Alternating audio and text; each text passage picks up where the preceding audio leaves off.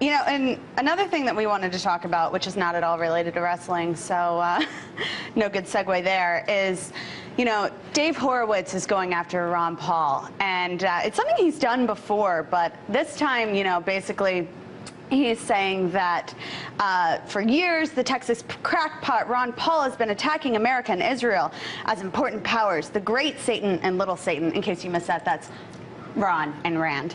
Rand, little mini Paul, mini Satan. Little Satan, and calling for America to retreat from the battle against our totalitarian enemies. He also went on to say that Paul's Jew-hating stormtroopers descended on CPAC. Jew-hating stormtroopers. Yeah.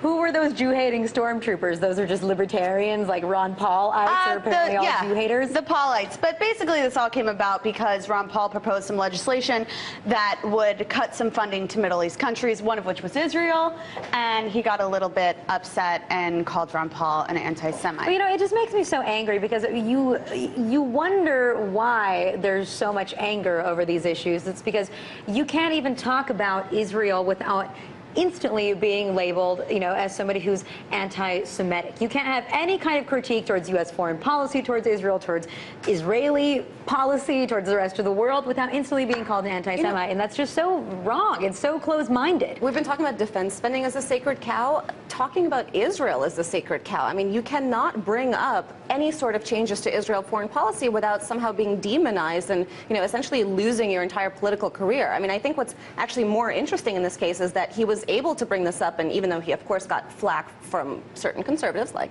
Horowitz, the fact that you can say this and actually get away with it in this environment, I think, is an actual nice change, because we're dealing with such an incredible financial situation where we have to put all of these issues on the tables. We have to consider these kinds of cuts, and, you know, to keep the, you know, aid to Israel some sort of sacred cow at a time when we need to reconsider our funding to all kinds of countries, I think just hurts this country even more. Well, and I think an important thing to point out, too, is that the aid to Israel that would be cut is 1% of the cuts that he was proposing overall to the Middle East. Yeah, and we're talking about education and defense spending and all kinds of other cuts. And I mean, you know, it's just funny because I remember a few months ago we did an interview with Congressman Brian Baird, who's retiring, and it was the first time, you know, a congressman really called for cutting aid to Israel. And it used to be that you could only say that when you were in the waning time of your career, and I guess now you can say it and potentially remain in office.